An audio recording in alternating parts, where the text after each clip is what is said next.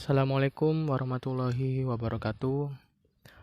Perkenalkan, nama saya Taqiyuddin Ja'far Saifullah, mahasiswa Universitas Negeri Surabaya, Fakultas Teknik, jurusan Teknik Informatika, Program Studi Sistem Informasi. Pada kesempatan kali ini, saya akan menjelaskan sedikit tentang penjadwalan proses. Sebelum mempelajari tentang penjadwalan proses, alangkah baiknya kita tahu apa itu penjadwalan proses.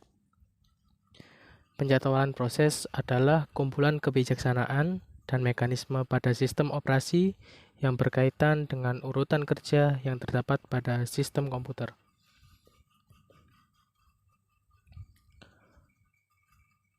Penjadwalan memiliki tugas.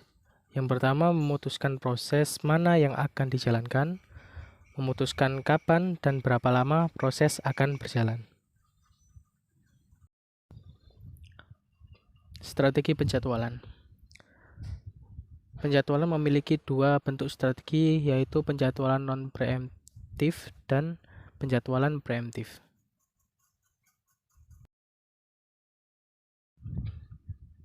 Penjadwalan non-preemptif yaitu proses akan diberi jatah waktu dan selama hal itu berlangsung, pemroses tidak dapat diambil alih oleh proses yang lainnya hingga proses tersebut selesai. Kemudian, penjadwalan preemptif.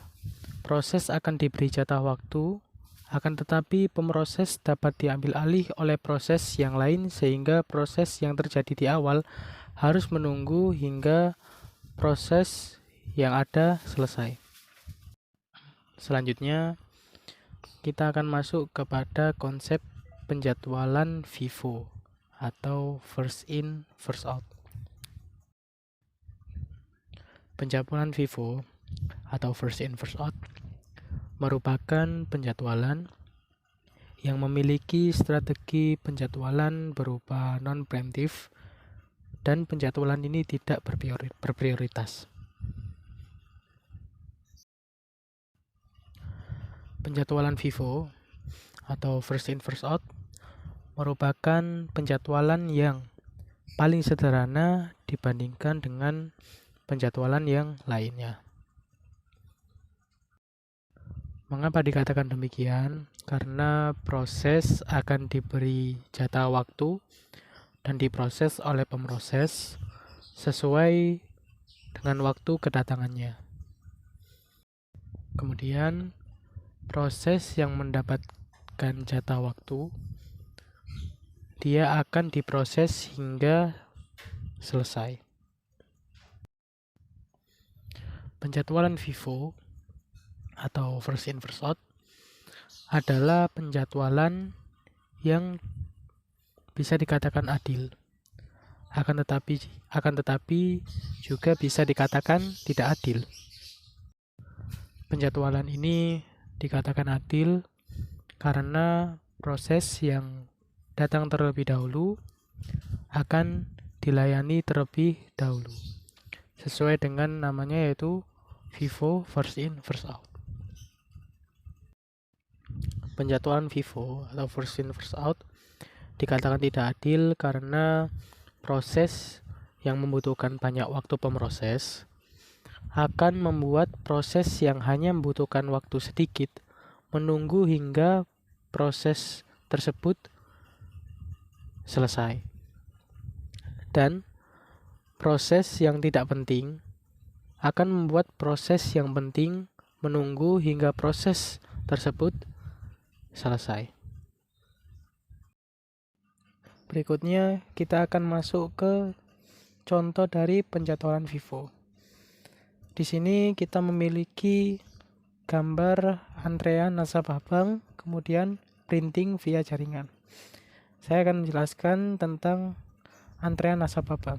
Nah, di situ kita lihat ada 6 orang yang sedang berbaris atau menunggu antrean. Yang pertama adalah seorang nenek, kemudian yang kedua adalah seorang pria yang mengenakan baju berwarna coklat, Kemudian yang ketiga adalah seorang kakek. Keempat adalah seorang wanita yang menggunakan dress berwarna merah.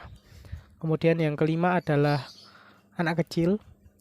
Kemudian yang keempat adalah seorang pria yang menggunakan baju merah. Tampak di situ bahwa orang yang akan dilayani pertama adalah nenek, karena dia adalah orang yang datang pertama kali. Kemudian yang akan dilayani adalah pria dengan baju coklat. Kenapa tidak melayani kakek? Karena sang kakek datang pada urutan ketiga, bukan urutan kedua. Karena penjadwalan Vivo bukanlah penjadwalan yang berprioritas. Jadi setelah nenek selesai, maka selanjutnya yang dilayani adalah pria dengan baju coklat. Kemudian kakek tersebut, kemudian wanita dengan dress merahnya, kemudian anak kecil, dan yang terakhir adalah si pria dengan baju merah tersebut. Begitu juga yang terjadi pada printer via jaringan, device yang memasukkan data terlebih dahulu untuk di-print, maka itulah yang akan dilayani terlebih dahulu. Sama halnya dengan antrean bank yang telah disebutkan tadi. Selanjutnya, kita akan masuk ke studi kasus Vivo.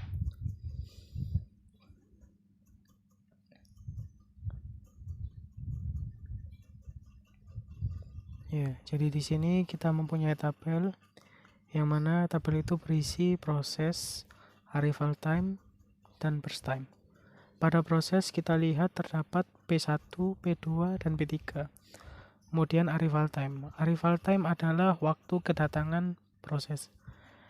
P1 datang pada waktu 0, kemudian P2 datang pada waktu 6, kemudian P3 datang pada waktu 4.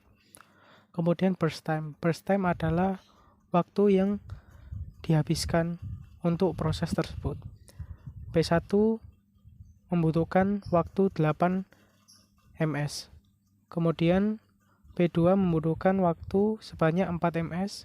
Kemudian P3 membutuhkan waktu sebanyak 6 ms. Kita lihat pada Gantt chart. P1 datang di waktu 0. Kemudian P3 datang di waktu 4 dan P2 datang di waktu 6. Sedangkan P1 membutuhkan waktu untuk menjalankan proses sebesar 8 ms. Sehingga P2 dan P3 harus menunggu sementara. Nah, karena P1 ini datang terlebih dahulu, maka sesuai dengan penjadwalan Vivo, dia tidak bisa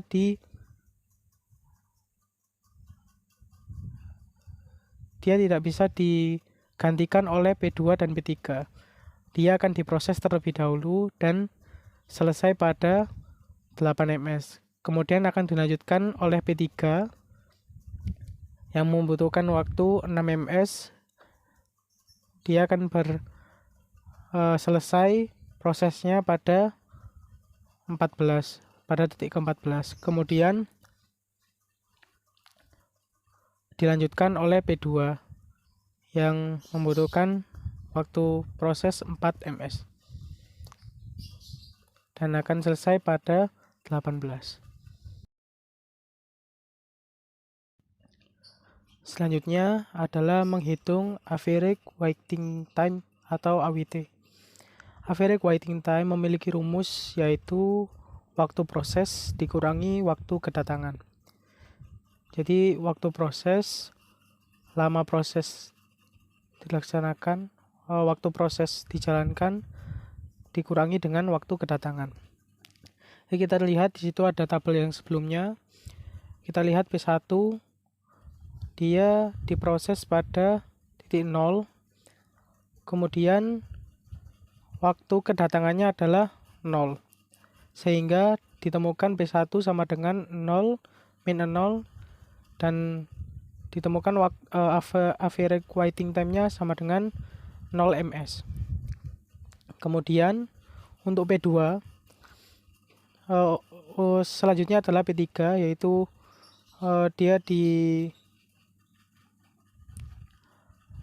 dimulai waktu prosesnya pada 8, kemudian dikurangi oleh waktu kedatangannya yaitu 4, sehingga ditemukan di situ average waiting time dari P3 adalah 4 ms. Selanjutnya adalah P2. P2 memiliki waktu proses yaitu 14. Kemudian waktu kedatangan dari P2 adalah min 6, sehingga dilakukan proses pengurangan dan ditemukan average waiting time dari P2 adalah 8 ms. Kemudian total dari AWT dari P1, total keseluruhan dari P1, P2, dan P3 yaitu sebesar 12 ms. Kemudian kita mencari rata-rata dari total tersebut dengan cara total dari semua AWT dari P1, P2, dan P3 dibagi sebanyak jumlah dari proses yang ada, yaitu 3, P1, P2, dan P3. Karena jumlah prosesnya terdapat 3, maka dibagi 3, sehingga ditemukan hasil 12 dibagi 3 sama dengan 4 ms.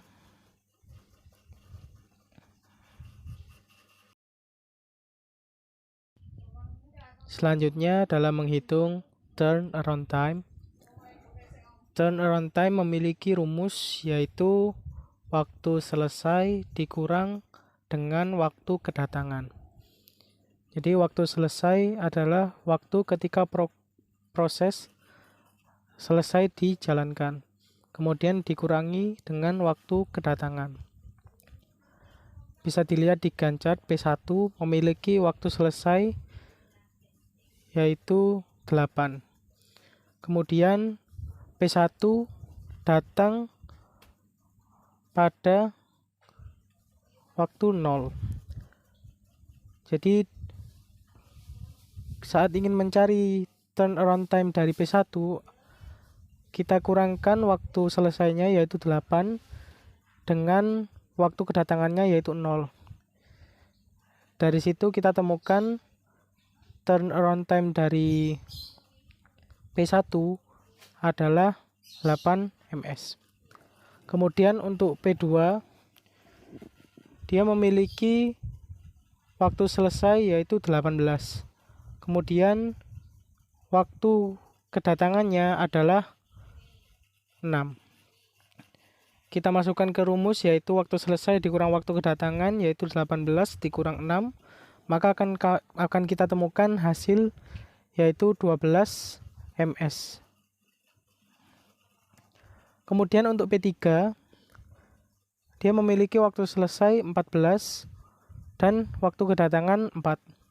Kita masukkan ke dalam rumus, waktu selesai dikurangi waktu kedatangan 14 dikurangi 4, akan kita temukan hasil dari pengurangan tersebut 10 ms. Turnaround time dari P1, P2, P3 adalah 8, 12, dan 10. Kita jumlahkan semua sehingga kita mendapatkan total yaitu 30 ms. Kemudian saat kita ingin mencari rata-ratanya, kita bagi total seluruh waktu dari ketiga proses tersebut dengan jumlah proses yang ada, yaitu 30 dibagi 3 maka akan kita temukan rata-rata dari proses tersebut adalah 10 ms. Dari pengerjaan contoh tadi, kita bisa mendapatkan hasil seperti ini, yang dimana di situ terdapat nama proses, arrival time, burst time, mulai eksekusi, selesai eksekusi, waiting time, dan turnaround time. B1, B2, B3, seperti itu hasilnya. Dari sini kita bisa mendapat kesimpulan bahwa penjadwalan FIFO adalah penjadwalan yang adil. Di sini penjadwalan FIFO adalah penjadwalan yang adil dalam hal antrian. Kemudian penjadwalan FIFO adalah penjadwalan yang efisien karena setiap proses yang masuk segera dilayani. Tetapi penjadwalan FIFO memiliki kekurangan, yaitu akan membuat proses yang membutuhkan waktu lebih sedikit menunggu proses yang membutuhkan waktu lama, dan membuat proses yang tidak penting, maksud saya proses yang penting menunggu proses yang tidak penting hingga selesai. Terima kasih karena telah menonton video ini sampai selesai. Jangan lupa untuk like, comment, and subscribe, dan juga share video ini agar dapat bermanfaat bagi yang lainnya.